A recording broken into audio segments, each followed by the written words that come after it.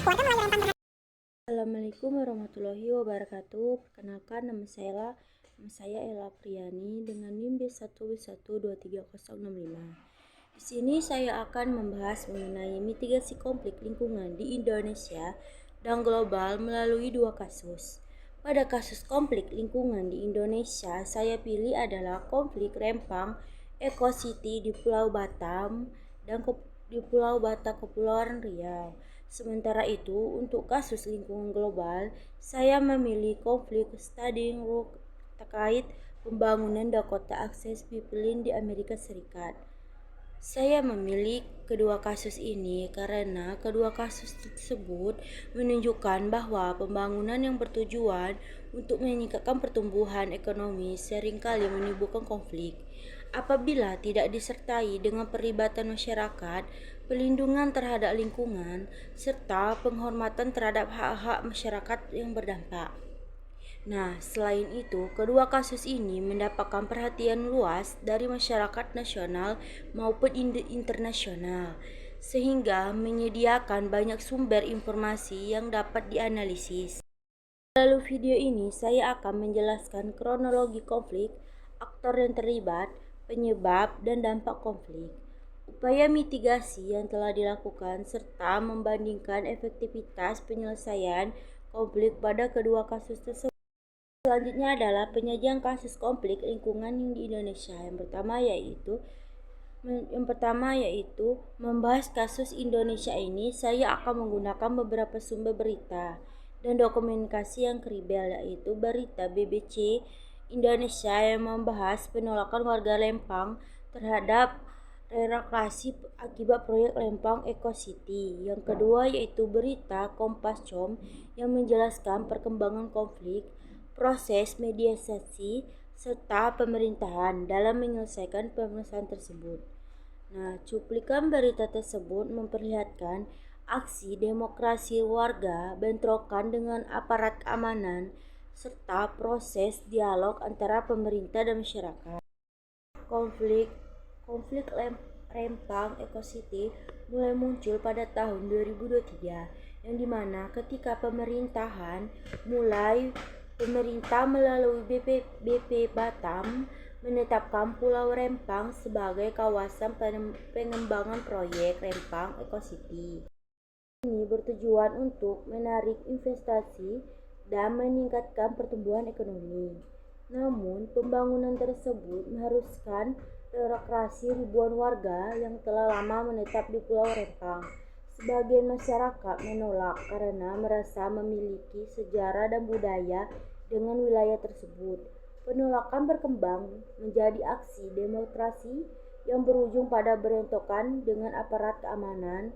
Setelah mendapatkan perhatian luas, pemerintah mulai melakukan dialog dan menawarkan berbagai bentuk kompensasi serta relokasi kepada warga yang terdampak.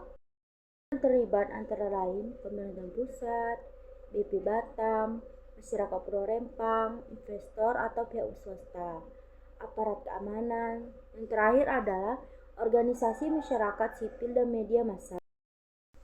Penyebab konflik terjadi karena adanya perbedaan kepentingan. Pemerintah memandang proyek tersebut sebagai peluang untuk meningkatkan investasi dan membentuk laporan pekerjaan. Nah, sementara itu masyarakat khawatir kehilangan tempat tinggal, mata pencarian, serta identitas budaya mereka. Kurangnya komunikasi dan pelibatan masyarakat sejak awalnya turut memperbesar konflik masyarakat, itu meliputi melunculnya ketegangan sosial, rasa takut dan trauma, terganggunya aktivitas sehari-hari, serta menurunnya kepercayaan masyarakat terhadap pemerintah. Dari sisi lingkungan, pembangunan skala besar ini berpotensi menyebabkan perubahan fungsi lahan, terganggunya ekosistem pesisir, serta meningkatkannya tekanan sumber daya alam. Upaya mitigasi yang telah dilakukan itu, pemerintahan melakukan dialog dengan masyarakat untuk mendengarkan aspirasi mereka. Pemerintah juga menawarkan kompensasi berupa rumah pengganti, bantuan biaya hidup sementara, dan jaminan tempat tinggal baru bagi warga yang bersedia direlokasi. BP Batam melakukan sosialisasi mengenai tujuan pembangunan proyek. Di sisi lain, masyarakat juga menyampaikan tuntutan melalui aksi damai dan pendampingan hukum yang difasilitasi organisasi masyarakat sipil. Menilai efektivitas upaya mitigasi tersebut belum sepenuhnya efektif. Dialog dan konversasi memang membuka ruang komunikasi, tetapi masih terdapat warga yang menolak relokasi karena merasa hak-hak mereka belum terpenuhi secara adil.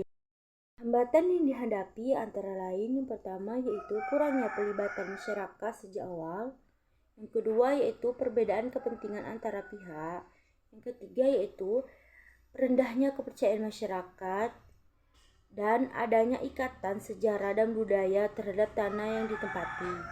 Yang terakhir yaitu komunikasi yang belum efektif. Kasus ini dapat dianalisis dengan menggunakan kasus story dari konflik Lewis Althusser. Menurutnya, konflik ini merupakan hal yang wajar karena adanya perbedaan kepentingan. Konflik tidak selalu berdampak negatif, tetapi juga mendorong perubahan sosial. Dalam kasus Rempang ini, konflik mendorong pemerintahan untuk melakukan evaluasi terhadap proses komunikasi, serta mencari solusi yang lebih memperhatikan hak-hak masyarakat yang terdampak. Selanjutnya yaitu kasus konflik di lingkungan global.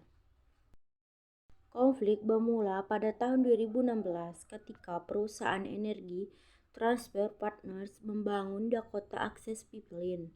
Masyarakat adat Standing Rock Sioux menolak proyek tersebut karena dianggap mengancam sumber air Sungai Missouri dan wilayah adat mereka. Penolakan dilakukan melalui aksi demonstrasi damai yang mendapatkan dukungan luas dari aktivitas lingkungan dunia. Yang terlibat yaitu suku Standing Rock Sioux, Energi Transfer Partners, pemerintahan Amerika Serikat, aparat keamanan, dan aktivitas lingkungan organisasi masyarakat sipil terhadap masyarakat berupa ketegangan sosial dan kekhawatiran masyarakat adat atas hak-hak mereka. Dari sisi lingkungan, terdapat risiko pencemaran sumber air bersih akibat kebocoran pipa minyak yang dapat mengancam ekosistem. Upaya mitigasi dilakukan melalui gugatan hukum, dialog, advokasi publik, serta peninjauan kembali izin proyek oleh pemerintahan Amerika Serikat. Perbandingan mitigasi konflik yaitu yang pertama adalah penyebab konflik. Kasus Rempang disebabkan oleh relokasi masyarakat akibat pembangunan kawasan investasi. Sementara itu, Standing Rock dipicu oleh ancaman terhadap sumber air dan wilayah adat.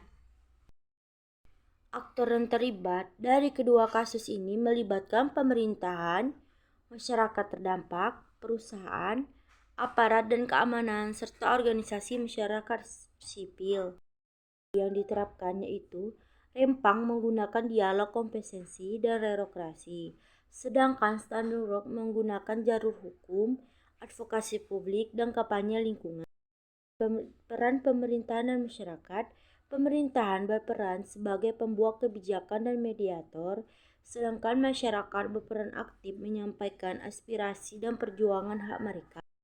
Hasil mitigasi pada kedua kasus ini belum sepenuhnya berhasil, karena pada Rempang masih terdapat penolakan masyarakat, sedangkan Standing Rock proyek tetap berjalan meskipun mendapat protes luas.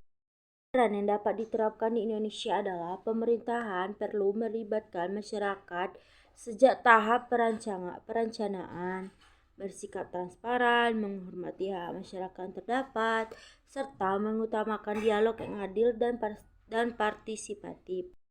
Mitigasi konflik yang lebih efektif yaitu pemerintahan perlu meningkatkan konsultasi publik, melibatkan masyarakat sejak awal, serta menyediakan mekanisme mediasi independen agar solusi yang dihasilkan dapat diterima oleh semua pihak. Strategi pencegahannya dapat dilakukan antara lain meningkatkan transportasi informasi, memperkuatkan pengawasan terhadap proyek pembangunan, melakukan analisis dampak lingkungan secara komprehensif, dan memberikan ruang partisipasi yang luas kepada masyarakat. Itu konflik lingkungan mengajarkan bahwa pembangunan tidak hanya dapat berorientasi pada pertumbuhan ekonomi, tetapi juga harus memperhatikan kelestarian lingkungan dan keadaan sosial. Oleh karena itu, setiap kebijakan pembangunan harus menerapkan prinsip pembangunan yang berkelanjutan, yaitu memenuhi kebutuhan saat ini tanpa mengorbankan kemampuan generasi yang akan mendatang dan memenuhi kebutuhannya. Demikian pemaparan yang dapat saya sampaikan. Saya ucapkan terima kasih atas perhatiannya. Assalamualaikum warahmatullahi wabarakatuh. Daftar referensinya.